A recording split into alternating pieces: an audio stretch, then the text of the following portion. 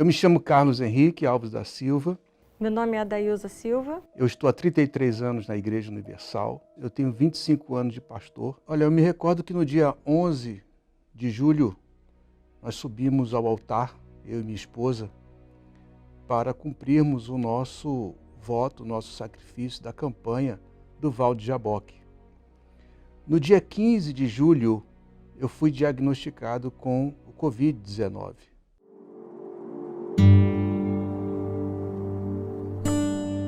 Senti os sintomas leves inicialmente e no dia 21 nós buscamos ajuda médica. E a tomografia já apresentava uma alteração muito grande da primeira que eu fiz, que não havia apresentado nenhum problema. Essa tomografia assustou o nosso médico e ele me orientou a procurar o hospital. Quando o médico que nos assistiu, ele viu a tomografia, ele disse que eu seria internado. E ele deu as primeiras recomendações e nesse período da internação, eles foram feitas algumas tentativas com oxigênio, foram 3 tentativas e nenhuma tentativa que foi apresentada o pulmão correspondeu.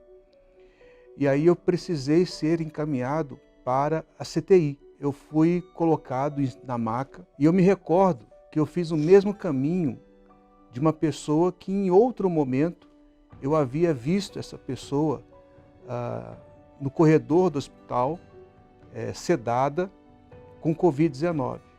Eu passei pelo mesmo caminho que ela.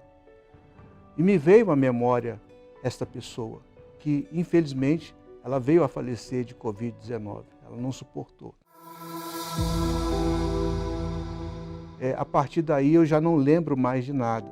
O desafio para mim foi quando o médico chegou e falou que ia ter que receber a aliança dele, tirar a aliança do Carlos e que eu não poderia fazer mais nada por Carlos, que o que eu podia fazer eu já tinha feito. Então eu peguei a aliança do Carlos, coloquei dentro da Bíblia e como todos os dias a gente se ungia dentro do hospital e lia a Bíblia como de costume, da nossa casa, a nossa vida diária, se alimentando de Deus. Então eu fui lá no CTI, eles liberou, era 2 horas da manhã, ungi Carlos e falei para Carlos, a sua vida está nas mãos de Deus, fica tranquilo, eu vou direto para o altar e Deus está no controle de tudo. Era 2 da manhã, a igreja estava fechada, eu pedi segurança para entrar na igreja, né? Fui pelo estacionamento.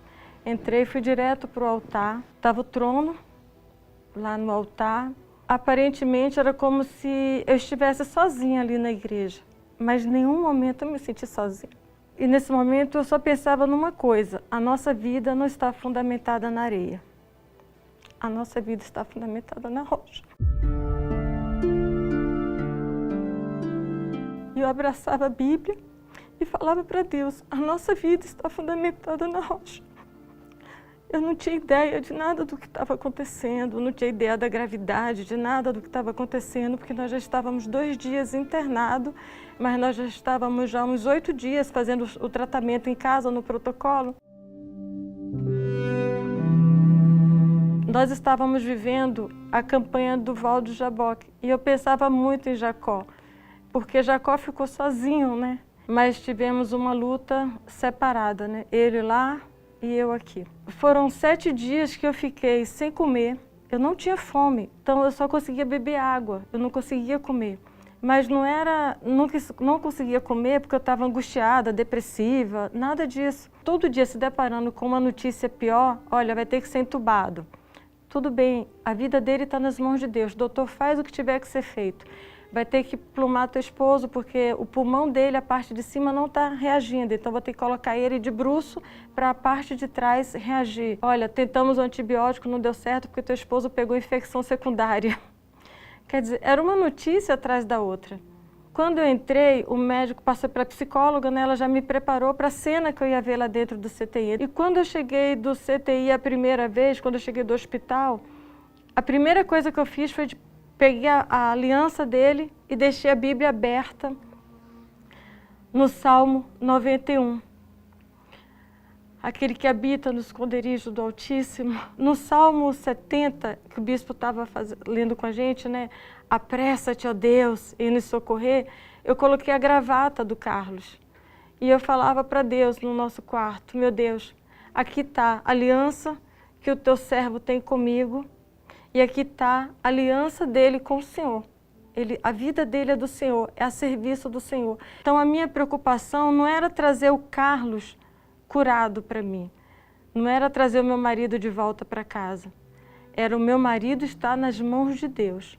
Carlos não falava, Carlos não pensava, Carlos não sonhava, Carlos não se movia, ele estava totalmente sedado, com neurobloqueador muscular esquelético. Então o médico falou que ele nem, Dailza, ele nem sonha. Então, o que era que eu podia fazer? Eu entendo que nós somos uma só carne. Então, o que ele não podia fazer, eu tinha que fazer por mim e por ele.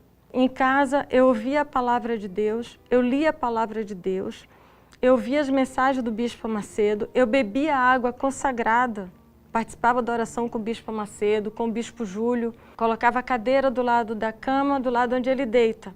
Era como se eu estivesse no CTI. Na quarta-feira, quando teve a Santa Ceia, eu levei a Santa Ceia, molhei, esfarelei o biscoitinho, o pão, coloquei o algodão em casa, molhei bastante o algodão e levei dentro do copinho escondido. Lá eu tirei do bolso, coloquei nos lábios dele e falei, amorzinho, você não vai ficar sem participar da Santa Ceia. Aqui está o corpo e o sangue do Senhor Jesus.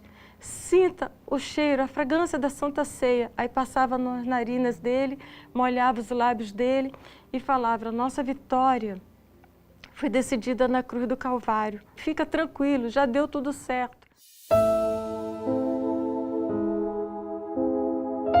Indo para casa, ele já no quarto dia, quinto dia, quando eu ligo o carro para ir para casa, a oração de 18 horas, vamos orar. Aí entra ele orando pelas pessoas que estavam enfermas. Mas Carlos orava naquele momento com tanta força, pedindo para Deus por aquelas pessoas. E naquele momento, eu no carro, eu comecei a unir minha oração com ele, pedindo a Deus pelas pessoas. E eu falava, meu Deus, visita aquelas pessoas que estão na UTI, no CTI, aquelas pessoas que estão na mesma situação que o meu esposo está, elas não têm o que ele tem. Elas não têm essa fé que nós temos, elas não têm o conhecimento da palavra que nós temos, elas não têm esse refúgio que nós estamos tendo. Elas estão só, dá uma oportunidade para essas pessoas. E eu comecei a focar nas pessoas. Eu comecei a orar, eu comecei a dar volta no hospital, no quarteirão do Mater Dei. Eu vinha para o culto 6 horas da manhã, chegava na igreja às 5h30, saía da reunião, dava 3 voltas no quarteirão do hospital e pedia a Deus, todas as 3 voltas, era uma oração. Eu pedia a Deus pelos médicos, porque eu via o desgaste psicológico, mental, físico dos médicos. Os médicos estavam tipo apavorados, porque como o médico falou, olha, eu não posso te garantir nada, nós não temos certeza de nada, Covid não tem cura. Teve um momento que eu fui cobrada, porque terminou que a família ficou sabendo, né? Não por mim, nenhum momento. E eu fui cobrada, você não tem o direito de omitir isso da família, porque já são 5 dias ele em coma. E se ele morrer? Como que vai ser? A família dele vai ficar sabendo só na última hora? Porque na minha cabeça eu tinha certeza que ele ia sair de uma forma ou de outra. E os aparelhos começavam a responder positivo para o Carlos, né? Teve um dia que o médico falou bem assim, olha, você faz um bem tão grande para ele, que se eu pudesse você ficava aqui o dia todo. Como eu te amo, meu amor. Eu te amo demais. Eu te amo demais. Amo muito meu Senhor. Amo muito meu Pai. Amo muito você, meu amor. Meu amor. Quando tirou Carlos da intubação, pronto, minha vitória, graças a Deus, vamos sair daqui. Só que não, o médico chamava e falava assim, olha, agora vai começar uma outra etapa na sua vida. Você tem filho? Aí eu falei assim, não, então agora você vai se deparar com um bebê gigante. Devido a todo o processo, as medicações, ele ficou com os membros inferiores e superiores, totalmente imóvel. O médico falou que ele poderia ter sequelas, que ele poderia ficar sem falar, sem andar, sem se mover, ia ter todo um processo, ia ter que voltar tudo, começar tudo do zero na vida dele, né? Mas os médicos falando, e eu falei para Deus, meu Deus, não vai ficar uma unha, ele vai voltar e vai voltar perfeito. Quando eu fui extubado, eu falei, filha, eu fui entubado ontem e tiraram o tubo hoje de mim. E ela não me contou nada. Posteriormente que ela veio me falar que eu fiquei 7 dias entubado. Mas quando eu voltei à consciência, foi uma grande luta que eu tive, uma grande batalha. E na mente, pensando, eu falava, meu Deus, eu quero a tua palavra comigo. Eu não tinha medo, eu não tinha dúvidas comigo. Mas as palavras começaram a surgir. A primeira palavra que veio na minha mente, quando eu recobrei a consciência, foi de Deus, falando assim, me ame acima de todas as coisas. Ame o teu próximo como a ti mesmo. Ame a tua esposa e ore pelos que te perseguem. E quando as enfermeiras e os médicos entravam para conversar comigo, a única coisa que eu falava com eles era da palavra de Deus. Eu falei do Val de Jaboque para todos eles, da experiência que eu estava tendo ali, da gratidão que eu tinha a Deus por estar naquele momento, naquela situação. Eu agradecia a Deus, eu não murmurava, eu não questionava.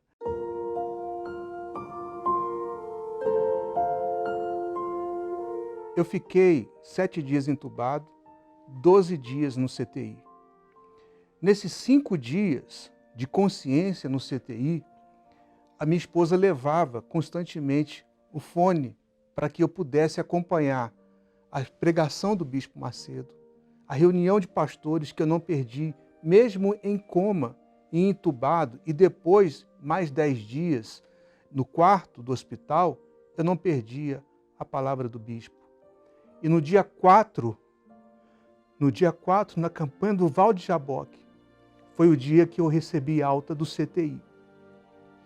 E eu lembro que o Bispo Macedo, nesse dia, ele orava com tanta fé, e eu presenciando ao vivo aquela oração. Ó poderoso de Israel, o teu Espírito desça sobre esta casa, sobre este lar, sobre este hospital, essa pessoa que está hospitalizada. Ele falava, olha, segure nos braços aí da cadeira. Eu me agarrei nos braços ali da maca onde eu estava, me agarrei segurando nas mãos de Deus. E naquele dia eu recebi alta. Mas no momento em que eu estava no CTI, eu falava de Deus, eu pregava para os enfermeiros, eu pregava para os médicos. Eu não me cansei em todo o tempo de me ocupar com os pensamentos, nas coisas de Deus e na palavra dele. Eu pedia para uma enfermeira, por favor, essa senhora que está aqui ao meu lado, não perca a oportunidade de falar de Jesus para ela. Se ela estiver morrendo, por favor, eu não posso ir até ela, mas a senhora pode. Não deixe ela partir sem ouvir falar de Jesus. Faça isso com o senhor que está do meu lado também. Fale de Jesus para eles. Não deixa eles ficarem sem ouvir a palavra de Deus, do poder de Deus que pode se manifestar na vida deles. Eu orava muito pelo Bispo Macedo. Eu orava pelo Bispo Renato. Eu orava pelo Bispo Júlio, por toda a família do Bispo naquele momento. E eu conversando com a minha esposa, falava, filha, tantos podem nesse momento orar pelo Bispo, e muitos não fazem isso. Nós precisamos orar mais pelo Bispo. Então, aquelas palavras, aquela oração me trazia muita força naquele momento. Vou pisar no chão. Vai pra frente. Como é que você tá? Eu me recordo dos primeiros passos, a força, a fé, né, de poder superar aquela dificuldade em andar, eram muito grandes. Tanto que a recuperação, ela surpreendeu os médicos, os enfermeiros, aquela ala toda de enfermaria do hospital. Todos me viram já nos primeiros dias de quarto, já praticamente andando com dificuldade, mas andando. 83% das pessoas que foram entubadas morreram no Brasil. E nós estamos há 2 meses de alta do hospital. eu estou sem sequelas. Claro que eu estou me recuperando, porque existe todo um processo ainda físico de recuperação, mas esse momento tem sido de muita surpresa para os médicos, não para nós, porque nós cremos no poder de Deus. Com menos de 30 dias após a minha saída do hospital, eu já estava exercendo as minhas atividades pastorais. Eu já estava fazendo programa de rádio. Eu já estava fazendo ponto de oração. Com pouco mais de 30 dias, eu já estava na concentração de fé e milagres com o Bispo Sidney na cidade de Betim, depois em Contagem, com tudo que eu passei, com tudo que a minha esposa relatou. É de que a alma, ela é caríssima. A nossa alma é caríssima. E mesmo que nós estejamos no vale da sombra da morte, uma oração, ela salva a pessoa. Uma oração, ela levanta a pessoa que está prostrada. Uma determinação na vida dela, ela vencer a voz da dúvida, a voz do medo, a voz da incerteza. Se ela recorrer ao altar, se ela se refugiar na palavra de Deus e ela lutar contra os maus pensamentos, ela lutar contra o que os olhos dela veem, às vezes o que os ouvidos dela estão ouvindo, que não vão de encontro com a palavra de Deus, que não vão somar na vida dela, que não vão edificar a vida dela. Palavras que vão corromper a fé dela, que vão corromper a pureza dela. Palavras que vão destruir tudo aquilo que ela, junto com muito sacrifício, ela construiu ao longo da sua jornada, ao longo do seu ministério com Deus. Muitas coisas vão acontecer para tirar essa pessoa do altar. Ela tem que ser forte. E nesse momento de palavras de dúvida, de morte, ela tem que se refugiar no altar. Ela tem que se refugiar na palavra de Deus. Ela tem que chorar aos pés de Jesus. E certamente isso vai trazer a força que ela precisa, vai resgatar a alma dela, que poderia, em algum momento da sua vida, estar sendo desvirtuada, perdida. A vida que está fundamentada na palavra de Deus, em ouvir, obedecer, praticar a palavra de Deus, ela está fundamentada, ela está alicerçada. Não tem como abalar. Ainda que esse corpo aqui venha perder, temos o outro corpo celestial, então a nossa luta não pode ser pelo que perece, mas pelo que é eterno. E uma última palavra que nós aprendemos na última reunião do bispo, que a tribulação, ela produz perseverança. A perseverança, a experiência. E a experiência, a esperança. E a nossa esperança, ela está no reino dos céus. Ela não se limita às coisas dessa terra.